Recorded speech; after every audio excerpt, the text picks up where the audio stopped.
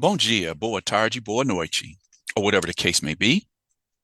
My name is Marcus, and I am the host of the Black Brazil Today YouTube channel, as well as the blackbraziltoday.com blog, where I analyze Brazil from the perspective of race. So today I want to approach an interview I saw recently with a well-known, longtime Black Brazilian actress named Zezé Motta. Um, I've done a number of articles over the years that, had something to do with Zezé Motta. She was one of the first Afro-Brazilian actresses that I became aware of when I really started digging into the situation of Black Brazilians back in late 99, early 2000. So I want to get directly into the video today. This first part of the video is going to be a preview.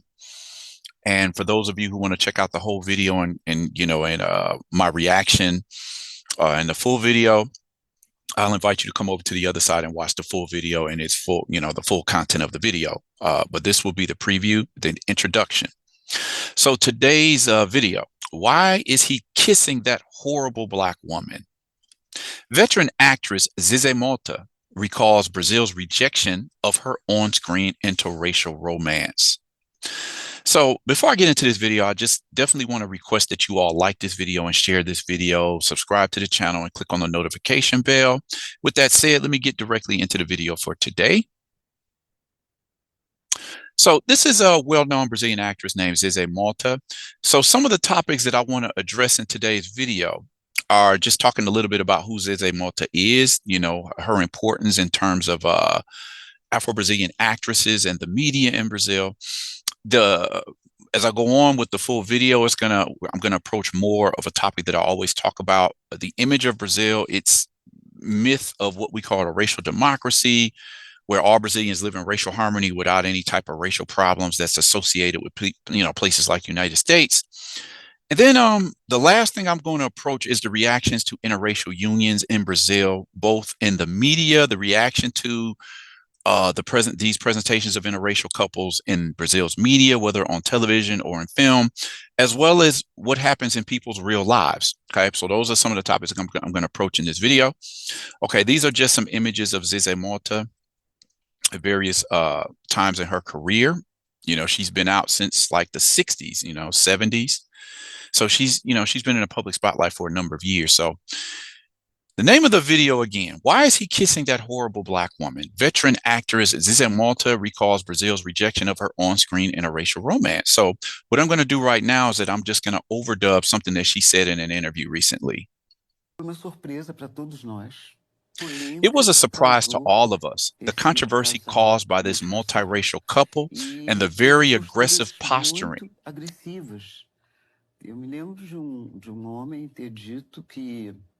I remember one man saying that he couldn't believe actor Marcos Paulo needed money so badly to go through the humiliation of having to kiss a horrible Black woman. That was the expression, horrible.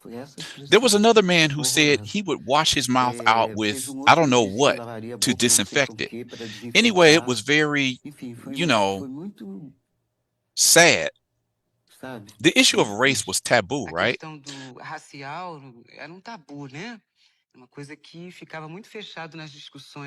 Something that was very closed off in intellectual discussions, right? In a college here, in a group linked to the Black movement there, it was very closed. So it was very interesting to open it up because I think that this racial discussion is not only of interest to Black people, but to all Brazilians, right? So this is what Zezé Motta had to say about her experience in this 1984 novela. This is what they call soap operas in Brazil. Her experience and the reaction of many Brazilians to seeing a white actor who a lot of people thought he was attractive. He was a well-respected actor. It's like, why did they got him paired up with this Black woman? And the reason why I want to approach this is that Brazil has always presented itself as a place where, race, amalgamation, the mixing of races, interracial unions, children of mixed race couples, it was never supposed to be a big deal. But as I've argued from the very beginning that I started talking about Brazil, is that when you pull the curtain back, it's a lot more complex than what you think. And some of the things that we're taught to believe about Brazil just aren't necessarily so. You know, people will always, ever since I started getting into the Brazilian situation, I would always read comments. People would react to my articles like, you racist Americans, we all mix here. Leave your racist North American attitudes back in the US and leave us alone.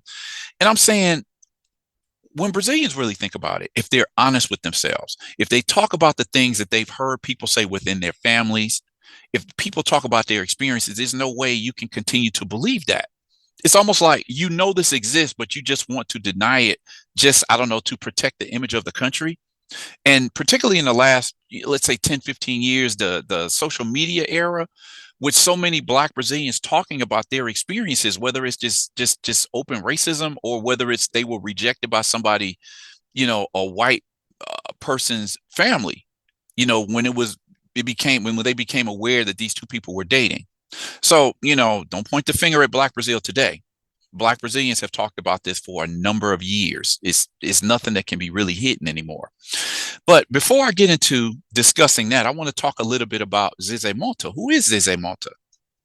And another thing I want to mention is that I had already talked. Zezé Motta has said this in a number of interviews over the years, interviews that are only in print version, or where she said this in a video, an interview that was live, that was recorded in front of a camera. She's told this story numerous times. I have a story. I've talked about this story years ago on the blackbraziltoday.com blog. And I just wanted to explore it a little bit more, because what she said speaks on so many different scenarios of how race plays out in Brazil, which is, the main topic that I talk about on the blog and on this video channel. So Maria José Motta de Oliveira is known to Brazilian and international audiences as Zezé Motta, a veteran actress of stage, television, and film. Motta is also a singer that has released a number of critically acclaimed albums in her career. Motta, considered one of the country's most important performers, is a Brazilian actress and singer, and is considered a trailblazer for Afro-Brazilian actresses. Zezé has won numerous awards over the course of her career, including the Candango Award and Air France Award and the Grande Prêmio do Cinema Brasileiro, which is Brazil's equivalent to an Oscar. Okay, another photo of Zezé Motta. Motta has been performing in Brazilian television and film since 1968 and 1970, respectively. The actress has appeared in nearly 50 television productions, more than 60 films, and 13 theater productions. This is a cover of one of. I actually have this album on vinyl. Zezé Motta, Negritude, mid 70s. I would say this album came out. Maybe. Well, okay. I see it's 1978. I love this album. Zezé Motta, when she was singing, I've talked about this in several other videos. She's one of the Brazilian singers who fought to be able to sing whatever music she wanted to sing, because, as I've said in numerous videos, Brazil's music industry wants to keep Black men and women singers in the area of samba. You're Black, you're supposed to sing samba, is the attitude. And Zezé Motta, she was one of the singers that I highlighted in this particular book, where Black Brazilian female singers were just explaining the difficulties of their career by Brazil's music industry wanting to just keep them stereotyped and, sequestered off into just the samba category when they want to sing all types of music. So Zezé Motta had some good music back, and I don't know what she's released as of late, but I have a couple of her albums from the 70s, really good music. So as I'm saying, as if that weren't enough, Motta has also released more than a dozen albums. So these are just some images from different points of her career. She's done 50 and 60 films and television series. So there's no way I can cover her whole career here, but I want to just talk about a few of the highlights. Like, I became aware of Zezé Motta from the 1976 film Chica da Silva, where she played, I think it's from either 17th or 18th century Brazil, sometime in the slave period, where it was a Black woman who had a relationship with, I think, a diamond producer. And because of her relationship with this white man, she had some power at the time. So this story has been told both in film and in, I think, maybe 2 different novellas presented. The story of Chica da Silva is based on a real story. Then you have the 1984 Quilombo film. Quilombo, the film, it talks a lot about quilombos, runaway societies where runaway or fugitive Brazilian slaves would create their own societies, and the Portuguese and Brazilian constant attacks to destroy these communities. Okay. In some ways, it's, we look at a lot of series in Brazil that are based in the slave era. And this is one of the best ones that talked about how these Black Brazilians mounted one of the biggest slave quilombos, quilombo, maroon society of former, of fugitive slaves at the time. Okay. Then you have this novella called A Próxima Vítima. This was the first Brazilian novella that presented Black Brazilians in a middle class setting, and this is from 1995. You can say Brazil. We always say Brazil is running behind in terms of the advancements of Black Brazilians in comparison to Black Americans. And we go back to the 1970s. What is it, 1973, 74, when the Jeffersons popped up? A solidly middle class Black family. It took another 20 some years for this to happen in Brazil. Then we have O Nó do Diabo. I think you translate it as the devil's knot. It's kind of like a take on a horror film. This is Zezé Motta right here. You have Zezé Motta in I forget what year this came out, but M8. I think it's When Death. It's called Quando a Morte Socorre a Vida, which means When Death Rescues Life. This is one of the films by a prominent Black Brazilian director, Jefferson D. And so I haven't seen the vast majority of Motta's work, but the appearances that I most remember are the 1976 film Chica da Silva, 2017 film O Nó do Diabo, the 2019 film M8, Quando a Morte Socorre a Vida, 1984's Quilombo, and the 2000 documentary A Negação do Brasil, or Denying Brazil, which talks about the stereotypical roles that Black Brazilians played in Brazil's highly successful novellas, or soap operas, as we would call them. In 1995, Motta appeared in the novella A Próxima Vítima, which portrayed the first Black Brazilian middle-class family. So then, who are these women here? This is Leia Garcia. This is Ruth de Souza. And this is Xavier. What is her last name? Chica Xavier is her name. Then you have Zezé Motta here. You have Leia Garcia again and Ruth de Souza. Motta is generally considered among the 3 or 4 most important Black Brazilian actresses, along with Ruth de Souza, Leia Garcia, and Chica Xavier. De Souza passed away in 2019 at the age of 98.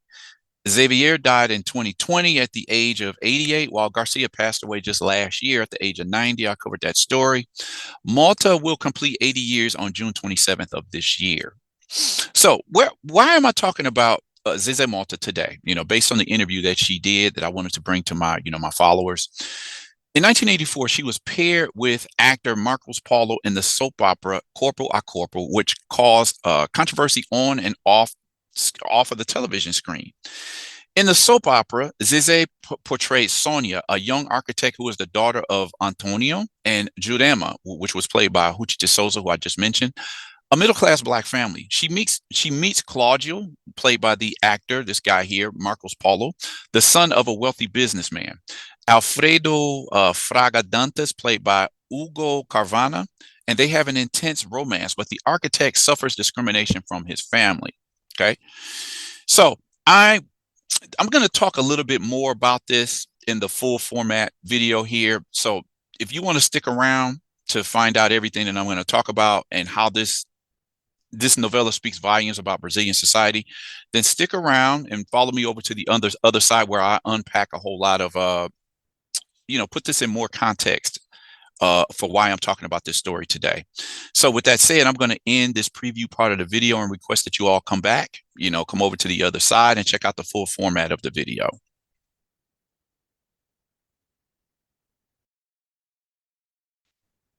So anyway, as I was saying, I want to get back into the story. I'm just going to read a full video here. What Zezé Motta said about her interracial romance in a 1984 televised novella in Brazil. What does this tell us about Brazilian society? Well, for me, it says that in terms of race, as I've said for years, Brazil is not quite as, how can we say, advanced as they want people to believe in terms of race relations.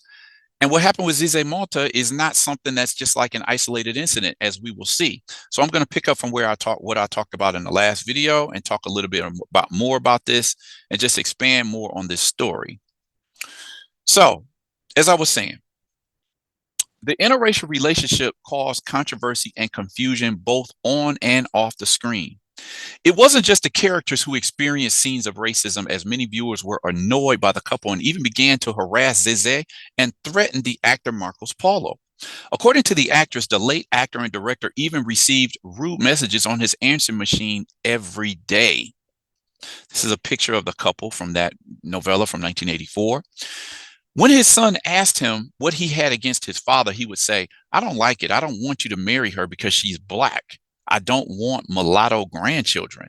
I remember that, Zezé Motta said of the character's lines in the soap opera. Another picture of the couple from that novella.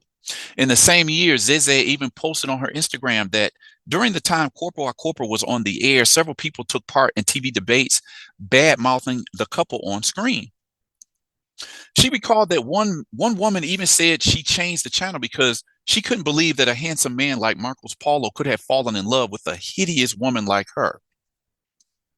Another thought that Marcos Paulo must be in dire need of money to humiliate himself to that extent. They did a poll and it was published in a newspaper. There was one man who said, "If I had to kiss that horrible black woman, I'd come home and wash my mouth out with bleach," said the actress.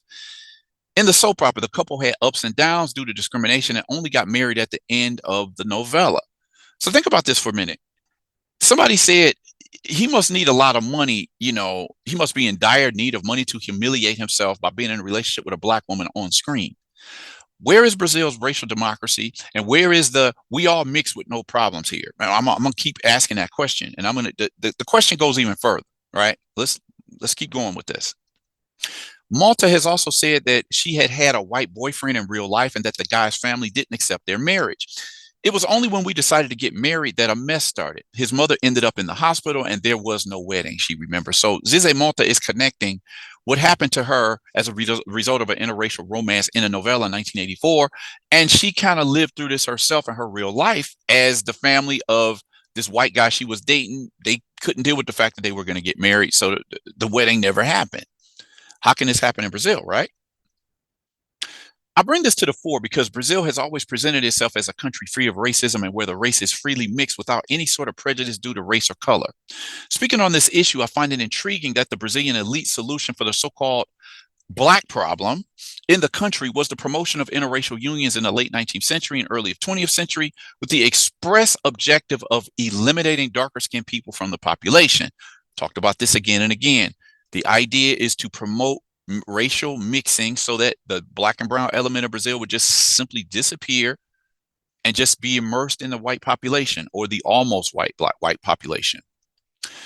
There is an abundance of evidence that shows that many Brazilians weren't, and even today aren't, completely in support of interracial unions.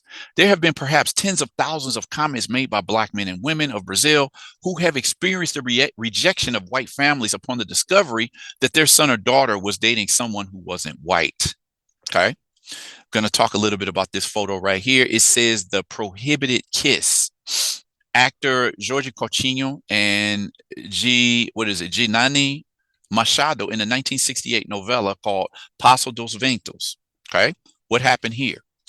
This discomfort has shown itself in both real-life relationships, musical performances, as well as television productions that portrayed interracial mingling. In 1968, the novella Passo dos Ventos presented a black man dating and kissing a white woman on the small screen for the first time. At the time, the television network showing the novella was flooded with negative letters from a public that didn't accept seeing a black man kissing a white woman. Where's the racial democracy? Where is the "we all get along"? We don't have any race problems in terms of, having unions across racial lines. Okay. From what I've read from the 60s, the 70s, the 80s, the 90s, there's always been this element in Brazil that says we don't accept that. Okay. That's what's intriguing to me, is that even though you have a mixed race population in Brazil, mixed race people are considered to be the majority, and they'll always be the majority in Brazil. Even people who you count as white, many of them are mixed. A lot of the people who are considered black are mixed. So Brazil is a mixed society. So how can you have racist sentiments towards interracial unions when so many people are the product of that? I'm going to explore that a little bit more, but let's keep this going. This is the popular musician Erlon Chavez. I think he died in 1974. So in 1970, popular Black music producer and band leader Erlon Chavez performed at the famed Maracanã Stadium in Rio de Janeiro at the International Song Festival. At the end of the show, two blonde women kissed the singer on the mouth, which infuriated the leaders of the military dictatorship of the time. After the act, Chavez was interrogated by the Brazilian government's intelligence agency. Okay. This is Chavez on stage in one of his performances. The producer was kidnapped, threatened, held captive, and who knows what else for the crime of kissing white women on stage. For authorities, Chavez was a crioulo filho da puta. Pretty strong language. In Portuguese, translating it into English, you basically say they called him an N-word SOB who had to be taught a lesson. After this run-in with authorities, it is said that Chavez was never the same again. You know, from what I understood, he had psychological problems. He went into a bout of depression, not just because of this incident, but this guy was dead 4 years later. Okay. This Erlon Chavez, he's kind of like, I would put him up there with people like Quincy Jones or Isaac Hayes, just like a genius musician who led big bands and led orchestras, right? That's Erlon Chavez. Then you have in 2019, this is actor Milton Gonçalves, who died a few years ago with his wife. In 2019, veteran Afro-Brazilian actor Milton Gonçalves revealed how his white wife was disrespected when she said her husband was Black. In June of 2021, actress Arlete Salles revealed that she and her then husband, Brazilian soul singer Tony Tornado, were targets of racism for being in an interracial relationship. Salles recalled troubled moments with the press and the public, saying she was totally broken, sinking into that swamp of hostility and racial violence. This is Arlete Salles with Tony Tornado. I have a video coming up about Tony Tornado. Incredible story, what this guy's life was about. But he was considered one of the Black singers in Brazil who brought American soul music and put it into Brazil's musical catalog. So it's intriguing to hear musicians from the late 60s, early 70s doing their version of how they heard American soul music. So Brazilian soul music, Tony Tornado was big in that. I'm going to talk about him in an upcoming video. Tony Tornado also shared his memories on the topic, saying, "It's a complicated story. It was a big shock. People weren't used to it. I used to sing and talk about Black people. Then I married a blonde. It was very serious business. They left offensive notes on my car," he recalled. So listen to what he's saying there. You know, it's something that I've talked about. And this Tony Tornado was talking about, 45, 50 years ago. Like, what's this dude talking about, having pride in being Black? And if Jesus was a Black man, would you still love him? And he's enforcing, look, we're Black people, stop, telling people that you're mixed and you're mulatto, you're Black, period. So how is it, he's talking about 50 years later and people were questioning him. Like, how are you talking about all this Black stuff and then you're married to a blonde? That's a topic I've talked about over and over on this channel. But it's intriguing because they're both talking about the hostility they experienced because they were an interracial couple. Again, how does Brazil present itself as a racial democracy? These are just famous people. When you read the comments from just everyday people, you come to a completely different conclusion about how race works in Brazil. So much for the idea that Brazilians all freely mix without any problems. Even in the face of tens of thousands of such memories shared by Black Brazilian men and women on social networks, the country's reputation will continue to encourage people to continue supporting this myth. To conclude, I am no way saying that there haven't been hundreds of thousands of interracial unions in Brazil in which people date and marry across racial lines, have children without any sort of rejection, reaction, or confusion, nor that there have ever been any laws against such unions in Brazil. I'm simply saying that interracial unions have always been somewhat of a taboo in Brazilian society. We know that behind the scenes, we've seen blatantly racist reactions to such unions, racist treatment within such families, and even ulterior motives that lead to such marriages. Among Black people, you got Black people who do want to whiten their kids. They want whiter looking kids. A lot of Black men will marry white women as a form of status. There's no way around that. And then social ascension. People feel like even if you're a middle class Black person, you have money, you have education or whatever, to seal the deal, people say that you need a white wife. With a Black woman, they need a white husband to substantiate, to put a rubber stamp on their status as middle class, right? So my question, as always, is how has Brazil managed to slip under the radar of being a country that has its own racial issues for so long when we consider some of the experiences? These are just some well-known Brazilians. If you talk to Black Brazilians who've experienced this, the myth goes out of the window. I mean, there's just no way to deny it. There's too many people who have talked about this. So let me put this even further in context with a couple of the articles that I've translated or I've posted on my own blog. So it says racism, interracial couples, famous interracial couples reveal how they've had to deal with racism in their relationships. 44% of our readers, this is from the Glamour Brazil website. 44% of our readers have already suffered prejudice because they were dating someone with different racial characteristics than themselves. Let me see. It's like in the middle of 2000. This article from 2017. In the middle of 2017, we still have to speak about this absurdity. This is singer-musician Jair Oliveira. So various Brazilians have talked about the issues they've had being in interracial relationships. If you have an article from, might be 2019, yeah. Interracial couples face prejudice. So the question says, are you really gonna marry this Black woman? So then this goes into just couples in Brazil and, the problems they've had dating in relation, having, romantic relationships with people across the color line. So this is not supposed to happen in Brazil. But again, 44% of people talk about how they've experienced negative comments from other people who find out that they're in interracial relationships. I saw another statistics, I think, in this same story, and they said like 65 to 70% of people, even if they haven't experienced, they know people, friends or family in interracial relationships who have heard negative comments about their relationships. Okay. But isn't Brazil a racial democracy? This is a translation of that article. Famous interracial couples reveal how they deal with racism in their relationships. Then you just get into all of these right here. I have a lot of articles on the blog that talk about racism in interracial relationships. Being in an interracial relationship is not synonymous with racism being over. So I've talked a lot about this. In this article, one particular social scientist, I forget her name, Leah Vinier, might have been, or Schuchman, I can't remember.